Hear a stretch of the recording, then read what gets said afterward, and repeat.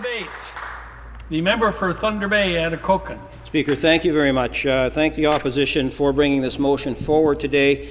Unfortunately, only 40 minutes per party to speak to this. We have 5 or 6 members who are chomping at the bit to get at this. That leaves me only about 8 minutes.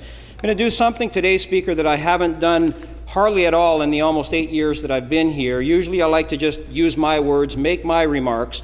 Rarely do I find a letter that I'll read from when I'm speaking in the legislature, but I have one here that I'm going to use today, and it, I think, sums up incredibly well, and I'm speaking primarily to my constituents in Thunder Bay-Atikokan because this letter is written by a Northerner, and he's speaking about the HST. So the Opposition Day motion today focuses on many things, but primarily I think about the HST.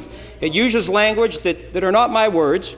Some of it's a little stronger than I might use, but it's language that is contained in a letter that was published in a periodical.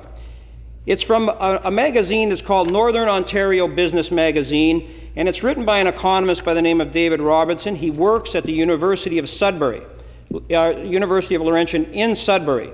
Very interested in northern issues. He speaks about the HST. He wrote this letter about 9 months ago, and it goes on for a while, and I'm going to highlight some of the things he had to say.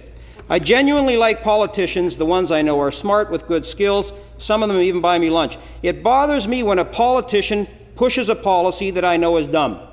I absolutely cringe when the provincial Conservative leader Tim Hudak and provincial NDP leader Andrea Horwath talk about the HST. As an economist, I know the HST is a good idea. The PST is out of date. It's costly to operate, it's badly designed, and it penalizes jobs in Ontario. Let me be clear about this. The vast majority of economists supporting combining the federal and provincial sales tax, and to my Conservative friends across the way, as they know, Stephen Harper, who has a majority federally, supports the HST, but maybe they'll explain that to us somewhere along the line.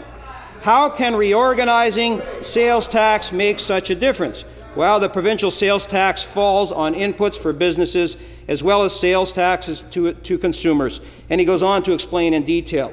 But that's not what I'm going to focus on here today. He says the following. Their confusion, he's talking about Hudak and he's talking about Horwath. Especially Horwath, as someone who likes to think she's the champion of the North. Their confusion will hurt Northern Ontario. The total value of mining, supply and service sector output is $5.5 billion. 500 companies, 23,000 people. The HST makes them more competitive. The PST hurts small businesses even more than big ones. Nova Scotia, New Brunswick, Newfoundland, and Labrador and Quebec have already seen the light. In other words, they've been doing this for years.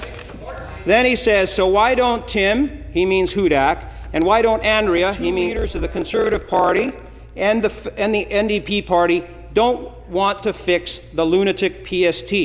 Are they ignorant of the way taxes work? Are they lying to get votes? It is hard to tell. We can be 100% sure that either of them, if either of them forms government, they won't go back to the PST. When the NDP fights the HST, they tell themselves they are defending the poor. They're wrong. Canada's best leftish think tank, meaning NDP, leftish, is the Centre for Policy Alternatives. It found that the HST reforms will slightly increase incomes for the poor. That's a left-leaning policy alternative think tank. It will certainly improve their job prospects. The part of the NDP message that people will remember is that paying taxes is bad. In her rush to say something that is popular, Horwath is reinforcing the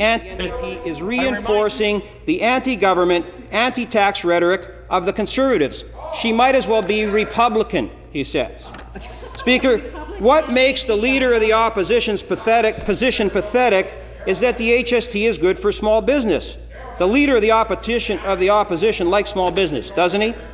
Speaker, this is an interesting conclusion to his letter. What a strange situation we have. We have leaders on the left, the leader of the NDP, and the leader on the right, the leader of the Conservatives, promoting the same policies. Both of them are ignoring the advice of professional economists. Neither of them seems to have a clue about how the tax system works. Both of them are undermining Northern Ontario's future for a very few votes in the short run. This is reactionary populism at its worst. Like he said at the beginning, he likes politicians. I would like this pair a lot better if they would get a bit of professional advice. Speaker, we know on the HST it has presented a wonderful political opportunity for the members of both of the opposition parties. The NDP response is predictable, but the Conservative one less so. I would go on to say that their credibility with a lot of their core constituency has been affected by their position on this particular policy, and I think that will bear some fruit as we go forward. As I also mentioned, Speaker, it's important to mention the federal Conservative government, Prime Minister Harper. They have a majority. They support the HST. They passed legislation federally supporting the HST. They transferred $4.3 billion to Ontario to help us implement the HST. That's the federal Conservative government. And if there's anybody who doesn't like tax increases, I think most people would think it's Stephen Harper. But he voted, passed legislation to implement the HST in Ontario and transferred money to allow us to do it.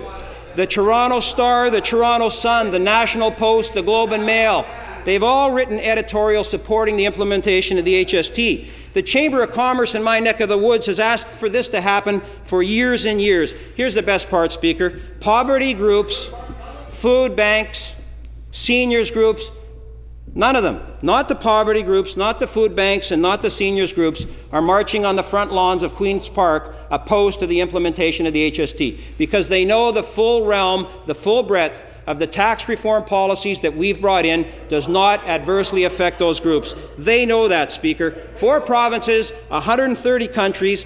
The member that spoke just before me forgot to mention about the 10% Ontario clean energy benefit as well. Speaker, I've used probably more of the time than I should. I apologize to my other members for that. My time is up. I think it's obvious what's going on here. And as was said by the previous speaker, if others want to know where they can find this letter that I just quoted from, they can contact my constituency office, and I'd be happy to share that information with them. Thank you very much, Speaker.